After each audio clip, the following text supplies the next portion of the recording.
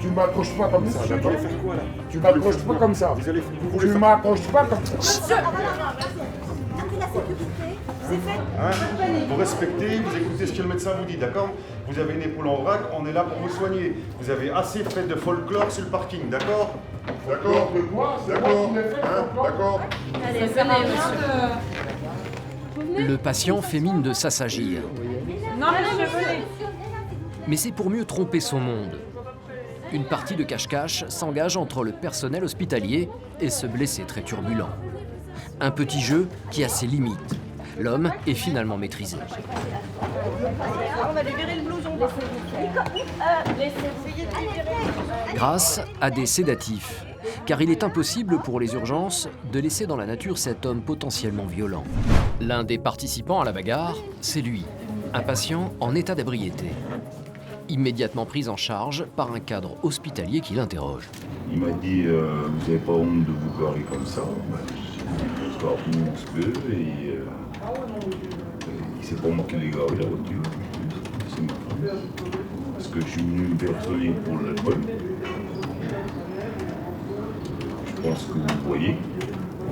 Il faisait 2 têtes de moins que moi. On a un monsieur qui était manifestement alcoolisé, un autre monsieur qui était, on va dire, nerveusement éprouvé par la prise en charge de son papa.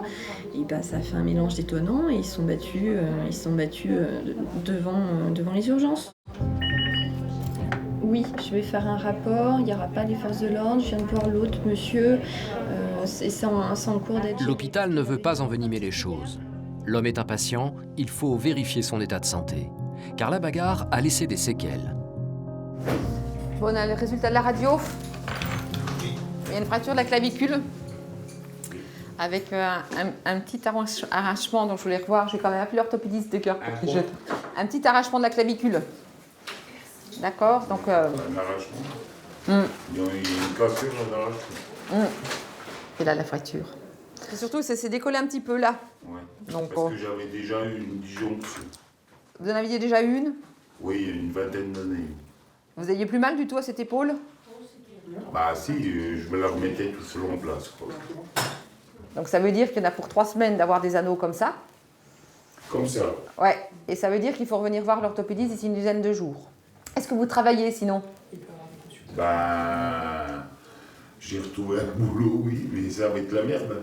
Ah bah oui, il a fait arrêt de travail. Hein. Oui, parce que je suis porteur. Ah bah oui, bah non. Je suis porteur en boucherie. L'homme vient de comprendre que son altercation allait lui coûter cher. Il tente de justifier son geste en expliquant que son attente aux urgences était trop longue et que ça l'a mis en rogne. D'accord. Comment se fait-il qu'on attende 4 heures de temps? Parce que vous avez vu, monsieur, le nombre de personnes qu'il y a ici? Oui, je l'ai vu, oui. Voilà. Oui, bien sûr que je l'ai vu. Je vais vous dire franchement, moi j'ai été sympathique. Toute la soirée, oui ou non? Oui, tout à fait. Pas de problème. Oui ou non? Ah mais ne disputez pas, attendez, ça fait 27 ans que je suis là, moi, donc voilà. Vous savez, moi je suis venu ici Donc, il y a 3 semaines. J'ai perdu patience. Vous étiez là, oui ou non? Je sais pas. Si, vous étiez là. C'est même, j'ai une mémoire. Mais vous pouvez pas savoir comment. Au moment de la bagarre, l'homme était ivre. Et ce n'est malheureusement pas la première fois. Encore alcoolisé, il perd rapidement ses nerfs. Non, mais attendez. mais ça, c'est le Vous êtes traitement, en ça. train de me dire, vous êtes en train de me dire que je ne connais pas ma maladie. Mais non, c'est Ma pas... propre maladie. Monsieur, c'est pas ça que je vous ai dit. Et puis que les alcooliques soient reconnus comme des malades. Comme des malades. Parce qu'on n'est pas reconnus comme des malades. À l'heure actuelle, vous avez quoi comme traitement Est-ce que pour vous le... êtes docteur ou pas? À votre avis? Peine perdue, Il a quoi comme l'homme traitement, se débarrasse de sa perfusion et souhaite partir sur le champ. Il refuse toute aide. Voilà ce que j'en fais de votre étiquette.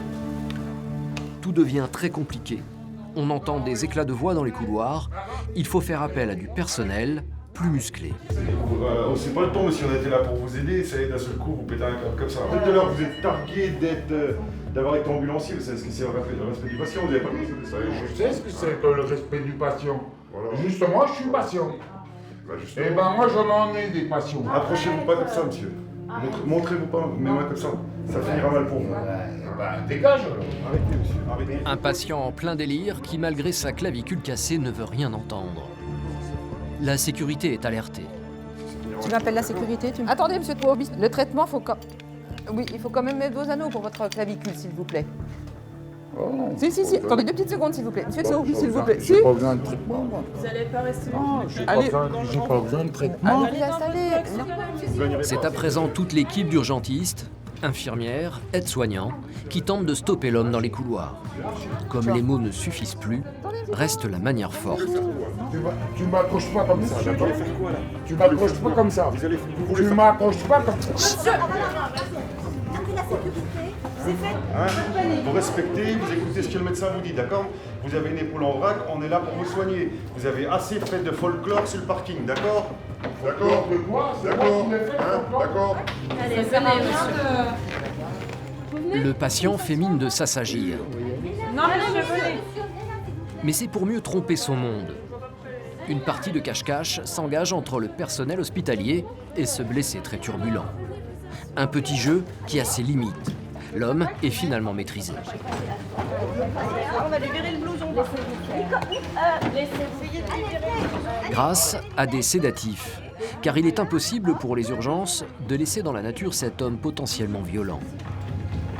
Maintenant, le médecin va pouvoir le voir calmement. Je pense qu'il sera sédaté. Et puis voilà, quoi. Enfin, il faut que la vie des urgences, elle continue, quoi. Autour, voilà. On est reparti pour de nouvelles aventures avec des nouveaux patients, quoi. De son côté, Laurence, le docteur, tente d'oublier l'incident, qui a tout de même empoisonné sa journée. On n'est jamais blindé parce que ça nous met toujours quand même le doute et que c'est... Oui, non, ça perturbe, quoi. Je veux dire, c'est une remise en question, c'est vexant, c'est quoi, ça fait plusieurs choses, quoi. Et des journées pareilles où il y a 25 personnes en attente et entendent qu'on ne fait pas notre travail. Et je peux comprendre qu'il a une détresse et c'est vrai qu'il y a des fois, on n'a pas forcément le temps de voir complètement la détresse parce que nous aussi, on est en détresse. Voilà, mais oui, c'est des remises en question tous les jours. Et c'est vrai qu'à un moment, je me dis, ça faisait 27 ans que j'étais là, mais bon, c'est pas pour autant. On est blindés, mais pas surtout, quoi. Pas tout le temps. Alors que le calme semble être revenu, une femme blonde se présente à Laurence, la compagne du patient très remuant, qui vit au quotidien le drame de l'alcoolisme.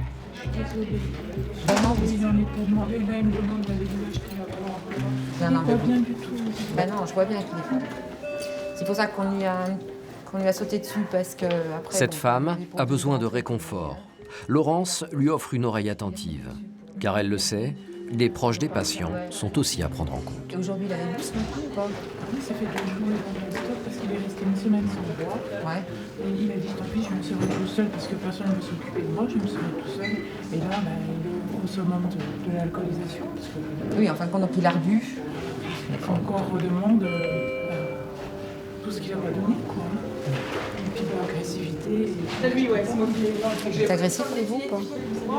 Je lui dis, si tu veux pas me faire soigner. C'est bien, lui, c'est bien. Bon, on lui a fait quelque chose pour le détendre. Et puis donc, demain, il sera revu. La session, on va le surveiller. Demain, il sera revu aussi par l'équipe d'addictologie et psychiatre. Et puis, de meilleur demain après-midi par AS. Bon, vous inquiétez pas trop. On sera pas fâché comme ça après, non? Non. Vous allez l'acheter à quoi? Non, vous inquiétez pas. D'accord. C'est quoi que ce soit, vous m'appelez? Dans votre numéro, d'accord? Merci. Bon, rentrez vous reposer parce que je pense que ça n'a pas dû être simple aussi. Il faut que je m'occupe des enfants. Des enfants. Bon. Merci. Il est vers nous, il est en sécurité. D'accord, et vous aussi. Ok, merci. Merci, bonsoir. Ainsi se déroule le quotidien des urgences. Des malades, peu importe leur humeur, qu'il faut soigner malgré tout. Un quotidien difficile que les médecins doivent apprendre à accepter. Car s'occuper des personnes fragiles, c'est ce à quoi ils ont voué leur vie. Même si parfois, la détresse humaine les laisse impuissants.